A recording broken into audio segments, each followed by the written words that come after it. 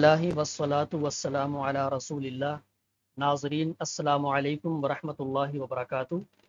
فہم حدیث کورس میں ہمارا آج کا ٹاپک ہے موزوں اور جرابوں پر مسح کے مسائل۔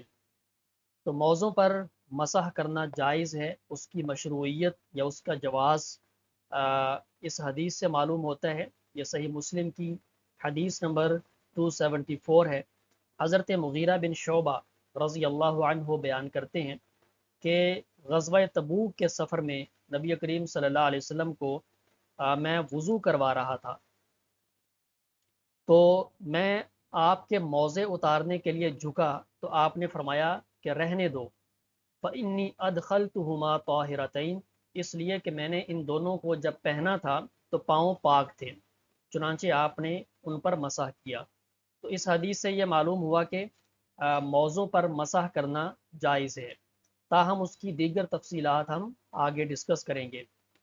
اسی طرح جرابوں پر مسح کرنا بھی جائز ہے۔ یہ پہلی حدیث ہے، حضرت ثوبان رضی اللہ عنہ کی، سنن ابی داود کی روایت ہے 146۔ وہ فرماتے ہیں کہ نبی اکرم صلی اللہ علیہ وسلم نے ایک چھوٹا سا لشکر روانہ کیا، ان کو سردی لگی، جب وہ نبی اکرم صلی اللہ علیہ وسلم کے پاس آئے تو آپ نے ان کو پگڑیوں پر، موزوں پر اور جرابوں پر مسح کرنے کا حکم دیا۔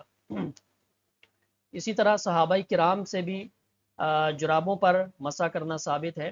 امام ابو داود رحمۃ اللہ علیہ فرماتے ہیں کہ حضرت علی بن ابی طالب، ابن مسعود، برا بن عازب، انس بن مالک، ابو امامہ، سہل بن سعد اور عمر بن حریث رضی اللہ عنہم اجمعین، یہ تمام صحابہ جرابوں پر مسح کرتے تھے۔ ان کے علاوہ بھی حضرات سعد بن ابی وقاص، عقبہ بن عمر، ابو مسعود انصاری، ابن عمر اور ابو وائل رضوان اللہ علیہ مجمعین، ان سے بھی ثابت ہے جرابوں پر مسح کرنا۔ تو جرابوں پر مسح کرنا تمام صحابہ سے ثابت ہے، کسی کا اس میں کوئی اختلاف نہیں ہے۔ یہ امام ابن قدامہ نے المغنی میں یہ بات لکھی ہے۔ تو لہٰذا موزوں کی طرح جرابوں پر مسح کرنا بھی جائز ہے۔ جرابیں جیسی بھی ہیں تاہم وہ اتنی زیادہ باریک نہ ہوں کہ پاؤں نظر آئے۔ ہم جو عام استعمال کرتے ہیں جرابیں سردی میں، تو ان پر مسح کیا جا سکتا ہے۔ ان کے لیے کوئی اضافی شرائط لگانا کہ یہ موٹی ہونی چاہیے اور ان سے بندہ اتنا فاصلہ چل سکے، تو یہ شرائط جو ہیں ان کا احادیث میں کوئی ذکر نہیں ملتا۔ اسی طرح بعض اوقات جرابیں کوئی ہلکی پھلکی پھٹی ہوتی ہیں انگوٹھے سے یا ایڑی سے، تو اگر وہ اس طرح کی معمولی سوراخ ہے اس پر مسح کیا جا سکتا ہے۔ امام ابن تیمیہ رحمۃ اللہ علیہ نے یہ بات لکھی ہے، اور ویسے بھی یہ بات انڈرسٹوڈ ہے کہ صحابہ کرام کے پاس جو موزے تھے، جو جرابیں تھیں، ظاہر بات ہے کہ اس وقت کہ مالی فراوانی اور خوشحالی اتنی زیادہ نہیں تھی، تو ان کے موزے جرابیں کچھ نہ کچھ کٹے پھٹے ہوتے تھے، ان میں سوراخ ہوتے تھے، وہ مسح کر لیا کرتے تھے۔ تو دین میں اتنی زیادہ مشقت نہیں ہے، اتنا تکلف نہیں ہے، تو اللہ تعالیٰ نے لوگوں کی آسانی کو ملحوظ رکھا ہے، تو اس لیے اس طرح کی جرابوں پر مسح کیا جا سکتا ہے۔ یہ مختلف احادیث سے، صحابہ کرام کے عمل سے یہ بات معلوم ہوتی ہے۔ مسح کرنے کا طریقہ کیا ہے؟ حضرت مغیرہ بن شعبہ رضی اللہ عنہ فرماتے ہیں کہ میں نے نبی اکرم صلی اللہ علیہ وسلم کو موزوں کے اوپر مسح کرتے ہوئے دیکھا، تو مسح اوپر کرنا ہے۔ اسی طرح حضرت علی رضی اللہ عنہ کا یہ بڑا مشہور قول ہے، وہ فرماتے ہیں کہ اگر دین رائے اور قیاس کے مطابق ہوتا تو موزوں کا نچلا حصہ اس کے اوپر کے حصے سے زیادہ مناسب تھا کہ اس پر مسح کیا جائے، کیونکہ وہ نیچے سے ہی گندا ہوگا، پاؤں نیچے سے ہی زمین پر لگتا ہے۔ لیکن وہ فرماتے ہیں کہ میں نے نبی علیہ السلام کو دیکھا ہے، آپ موزوں کے اوپر کے حصے پر مسح کرتے تھے۔ تو عبادات میں عقل کو دخل نہیں ہے۔ عبادات میں، جیسا کہ ہماری کلاس میں ایک اسٹوڈنٹ نے سوال بھی پوچھا تھا کہ آپ یہاں پر یہ کہہ رہے ہیں کہ دین میں عقل کو استعمال نہیں کرنا، رائے کو استعمال نہیں کرنا، تو جب کہ قرآن میں تو اللہ نے بار بار عقل کو استعمال کرنے کی، غور و فکر کرنے کی دعوت دی ہے۔ تو یہ دیکھیں کہ جو عبادات ہیں ان میں عقل کو استعمال نہیں کرنا، वहाँ पे राय, क़ियास, इज्तिहाद, इन चीज़ों को कोई अमल दखल नहीं है। अब अकल का तकाजा है कि मौज़े के नीचे मसा किया जाए, लेकिन अल्लाह के रसूल ने क्या किया, ऊपर किया है तो हम ऊपर ही करेंगे। अब ज़ोहर की 4 रकतें हैं, फजर की 2 हैं, मगरिब की 3 हैं, तो ये 4 3 2 क्यों हैं? मगरिब की 4 क्यों नहीं है, फजर की 4 क्यों नहीं है, और सजदे 2 हैं, रुकू 1 है, तो रुकू 2 क्यों नहीं है? इन चीज़ों में हम अकल को इस्तेमाल नहीं कर सकते। हाँ, अलबत्ता जो कायनात में अल्लाह ताला की कुदरत की निशानियाँ बिखरी पड़ी हैं, उनमें गौर व फिक्र करें। अल्लाह ने जहाँ पे आसमानों का, ज़मीन का, पहाड़ों का और दीगर जो उसकी कुदरत के बड़े बड़े कारहाय नुमायाँ हैं, मज़ाहिर हैं, वहाँ पे अल्लाह ने कहा है कि गौर व फिक्र करो, सीरू फिल अर्ज़, ज़मीन में चलो फिरो और देखो, गौर व फिक्र करो।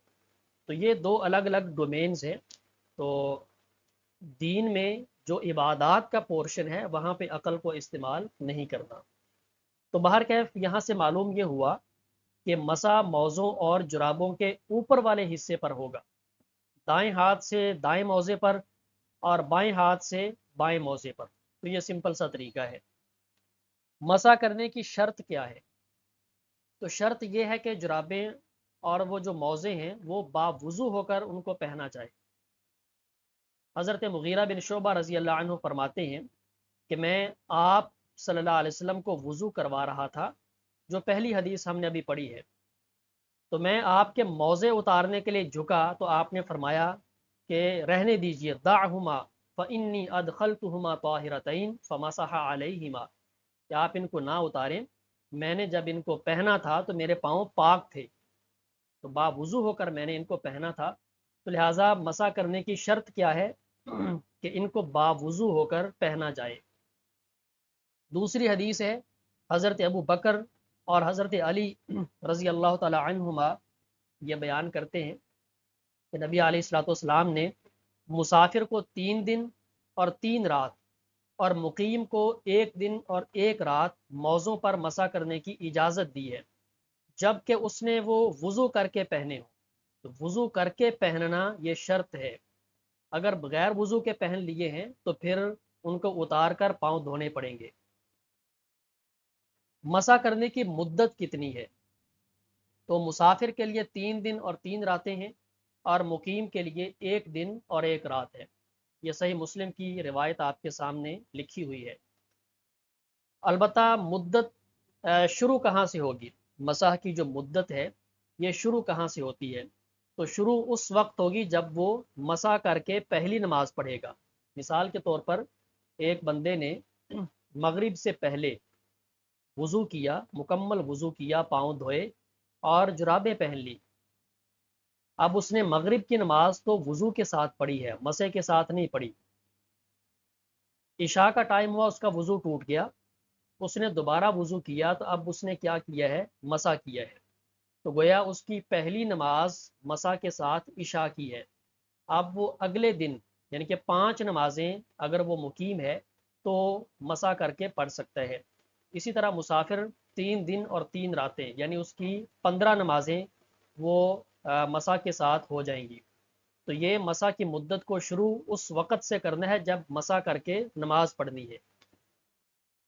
मसा को तोड़ने वाली चीज़ें कौन कौन सी हैं?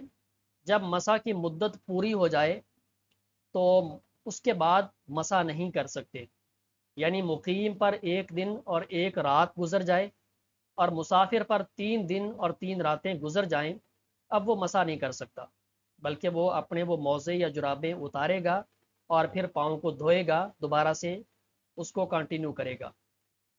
इसी तरह अगर कोई बंदा नापाक यानी कि हालत जनाबत में हो, तो जुनबी हो जाए, उस पर गुस्ल फ़र्ज हो जाए, तो मसा ख़त्म हो जाएगा, वो जुराबें उतारेगा, गुस्ल करेगा, फिर दोबारा से नए सिरे से वो उसको कंटिन्यू करेगा। इसी तरह जिन चीज़ों से वज़ू टूटता है उनसे मसा भी बातिल हो जाता है। अब जैसे हमने पिछली क्लास में, पिछले सेशन में इन चीज़ों को डिस्कस किया था कि नवाक़ज़ वज़ू कौन कौन से हैं। तो नवाक़ज़ वज़ू जो हैं वही नवाक़ज़ मसा भी हैं, यानी कि जब वज़ू ही टूट गया तो मसा तो दोबारा ही करना पड़ेगा। پیشاب پخانا ہے اور اس طرح کی نیند ہے، بے ہوشی ہے، جو چیزیں ہم نے پہلے پڑھی ہیں۔ حضرت صفوان بن اسال رضی اللہ عنہ فرماتے ہیں جب ہم مسافر ہوتے تو رسول اللہ صلی اللہ علیہ وسلم ہمیں حکم دیتے کہ ہم 3 دن اور 3 رات اپنے موضوع کو نہ اتاریں، البتہ جنابت سے اتاریں، جبکہ پخانہ، پیشاب اور نیند سے نہ اتاریں۔ یعنی ان چیزوں سے اتاریں گے نہیں، مسح کر لیں گے، جب دوبارہ وضو کریں گے مسح کر لیں گے۔ اسی طرح مزی ہے، نیند ہے، وہ جو چیزیں ہم نے پہلے پڑھی ہیں، تو اب وضو کے وقت دوبارہ مسح کرنا پڑے گا، تو وہ جرابے اور موزے اتارنا نہیں پڑیں گے۔ تو اتارنے کی صورت میں ہے، 2 صورتیں یہاں پر ہمارے سامنے آئی ہیں۔ ایک صورت تو یہ آئی ہے کہ مدت ختم ہو گئی ہے، اب اتاریں گے، اتار کر دوبارہ سے وضو کریں گے اور پھر پہنیں گے۔ دوسری صورت یہ ہے اتارنے کی کہ بندہ جنبی ہو جائے، تو حالت جنابت میں چونکہ اس نے غسل کرنا ہے تو اب وہ اتارے گا۔ ان کے علاوہ جو دیگر نواقض وضو ہیں، ان میں وضو کرے گا تو وہ موزے اور جرابیں پہنے رکھے گا اور مسح کر لے گا، اس کا وضو مکمل ہو جائے گا۔ تو یہ چند ایک مسائل ہیں مسح کے حوالے سے، جرابوں پر اور موزوں پر۔ تو انشاءاللہ ہم اس کو کنٹینیو کریں گے۔ ہماری جو اگلی کلاس ہے اس میں ہم غسل کے احکام ان کو تفصیل کے ساتھ ڈسکس کریں گے۔ ہماری آج کی کلاس، آج کا سیشن اسی پہ ختم ہو رہا ہے۔ سبحانک اللہم و بحمدک، اشہد ان لا الہ الا انت، استغفرک و اتوب الیک۔ والسلام علیکم ورحمۃ اللہ وبرکاتہ۔